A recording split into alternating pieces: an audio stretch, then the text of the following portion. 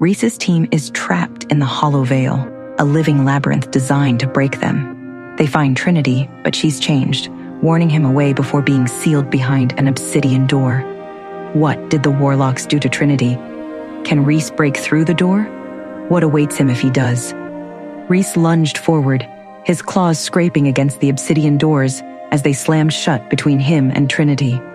The force of the impact sent a tremor through his bones, but he barely noticed. His mate was right there, so close he could hear the breath hitch in her throat, but she was slipping away again. No! His roar shook the walls of the Hollow Veil. He slammed his fists against the barrier, ignoring the searing pain as tendrils of magic lashed at his skin. Trinity! Juniper yanked him back before the dark energy could do more damage. It's a trap, she gasped, breathless. They knew we'd come. They wanted this. Vincent stepped beside them, his gaze fixed on the now sealed entrance. She didn't even fight back, he murmured. Why? Elias, who had remained eerily silent, finally spoke. Because she isn't just their prisoner anymore. His voice was grim, filled with something none of them wanted to name. They've done something to her. Reece's breathing was ragged, his hands trembling with suppressed fury. He refused to believe that. Trinity wasn't gone. She couldn't be. He turned to Elias, his eyes blazing. Then we get her back. Elias hesitated before shaking his head. Not yet. Reece bared his fangs. What the hell do you mean, not yet? If we rush in now, we'll lose her for good, Elias said sharply. They've bound her to something far older than any of us understand. If we're going to break those chains, we need to know what we're up against. Reece clenched his fists. Every instinct screamed at him to charge forward, to tear through the warlocks until there was nothing left standing between him and Trinity. But deep down, he knew Elias was right. If he lost himself to his rage, he'd be playing right into their hands. He turned away from the sealed doorway, his jaw tight. Then we prepare, he growled, because when we go back, we're not leaving without her. The journey back through the Hollow Veil was quieter than before. The land still twisted and shifted around them, but it no longer felt like it was hunting them. It had already gotten what it wanted.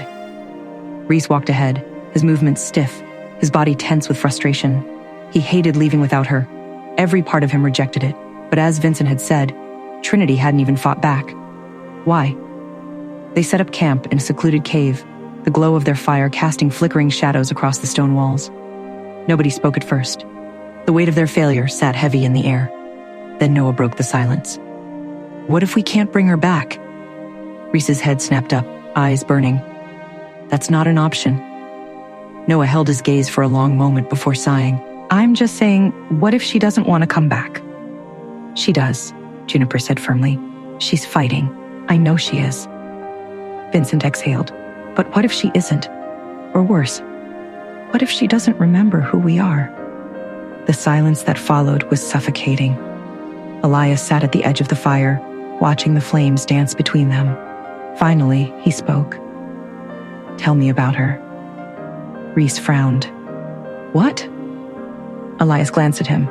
Trinity, if we're going to get her back, we need to remember who she is, not just to you, but to all of you. Juniper's voice was the first to break the stillness. She's stubborn. Vincent chuckled softly. That's an understatement. She's not just stubborn, Juniper continued. She never gives up on people, even when she should. Her voice wavered slightly, even when they don't deserve it. She saved my life, Noah said, his voice quieter. Twice. He smiled faintly. She yelled at me both times. That sounds like her, Vincent murmured. She has this way of making you feel like you matter, even if you don't believe it yourself. Reece swallowed hard. His voice was rough when he finally spoke. She's my mate. But she's more than that. He met each of their gazes. She's the heart of us. The fire crackled between them, the warmth of their words lingering even as the cold night pressed in. None of them noticed the soft breath of magic that stirred in the wind. Trinity sat in the darkness, her hands bound, her body exhausted. She had stopped fighting days ago, weeks ago. She had lost track of time. The warlocks kept her wrapped in enchantments, feeding off her essence, draining her will. But tonight something changed. A voice, distant yet familiar, whispered through the void. She's the heart of us. Her breath caught. Her fingers twitched against the cold stone floor. The warlock's magic pulsed around her, suffocating, consuming. But for the first time in a long time, Trinity felt something else: hope. Back at the camp, Reece stared into the flames, his mind running through every scenario, every plan, every possible way to get Trinity back. His wolf was restless, pacing beneath his skin, howling for its mate. Elias sat beside him. "She heard you." Reece turned to him sharply. "What?" Elias's expression was unreadable. The warlocks don't just hold people captive.